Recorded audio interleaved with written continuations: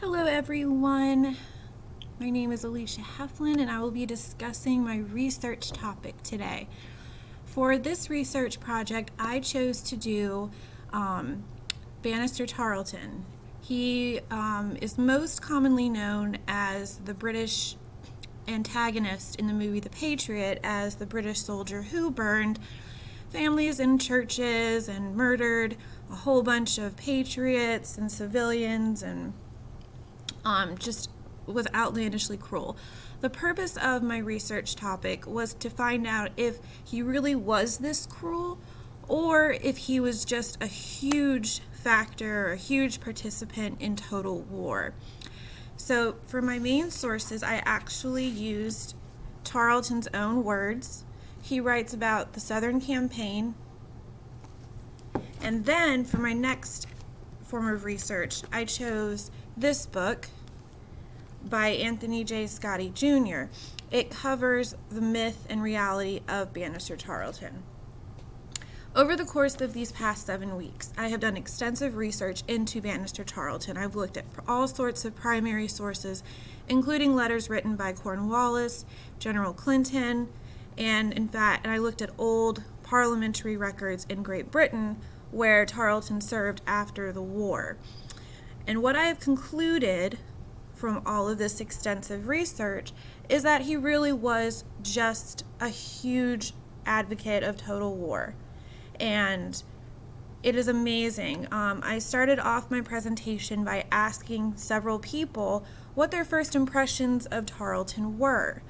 And many of them said he was a monster, he was a horrible person, he deserved to rot in hell, he should have been killed in the war, he shouldn't have had to survive and live a nice life after the Revolutionary War. A couple of people, some history teachers that I work with, they gave a little bit more fair opinion of Banastre Tarleton. They said he was a very complicated man, he was very proudful, very full of pride, very in the mindset of, I didn't do anything wrong, it was everybody else's fault. And while these are certainly very poor qualities, that does not make him a murderer. The reason people see or view Tarleton as a murderer mainly is his actions at the Battle of Waxhaw. The Americans, were ready to surrender. They had waved the white flag. And around this time, Tarleton's horse had been shot out from underneath him.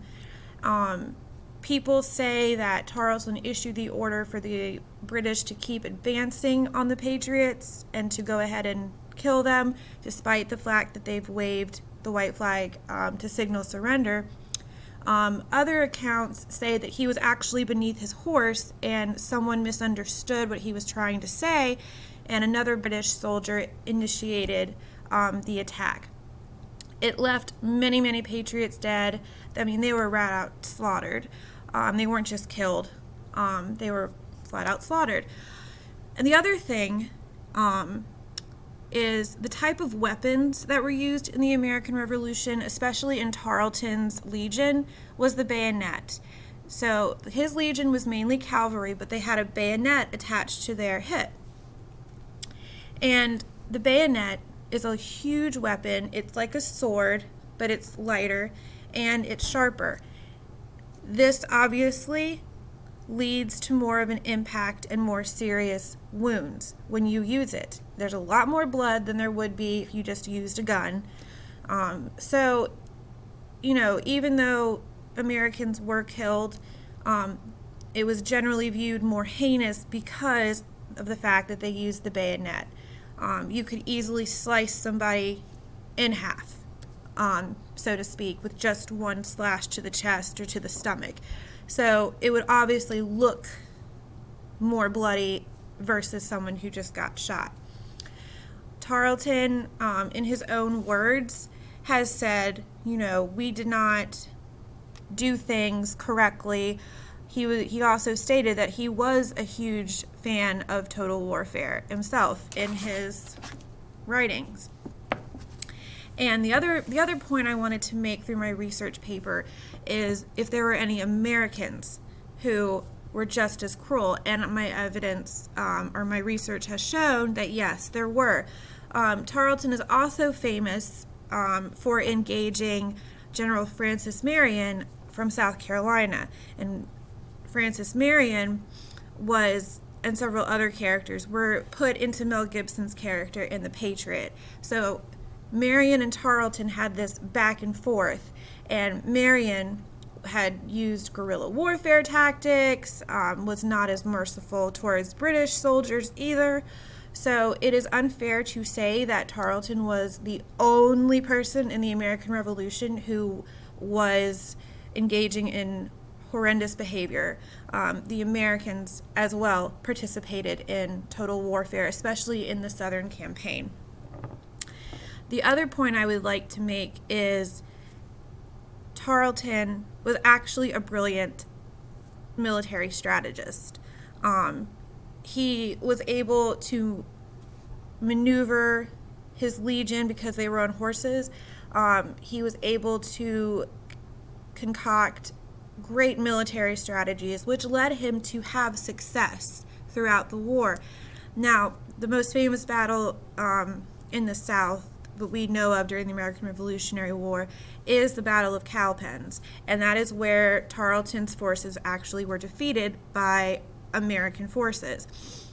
And again, as I said earlier, Tarleton writes about this and says, no, this was not my fault. This was poor planning on the British generals, and we should have won that, etc., etc. So it's interesting how Tarleton is portrayed by Americans. What I also find interesting is how he is portrayed by British citizens. I have a couple of friends who live in Great Britain. One of them had never even heard of Banastre Tarleton, and the other one had, and said, well, he was really a jerk. I mean, he was awful, but he wasn't too awful. So it's interesting to see how British citizens view Tarleton versus American citizens. And I think that is mainly due to the fact that the Americans won the war. That famous saying, history is written by the victors. So when Americans go to write about the Revolutionary War, they tend to put Tarleton as this awful, horrible person. And while I disagree with many of his actions and his choices, I do not necessarily think he should be condemned. And what's interesting is after reading this book, what I found really interesting is that historians only started to view Tarleton as this monster, this heinous person, only about the 1900s to mid-1900s. That was where the myth really started.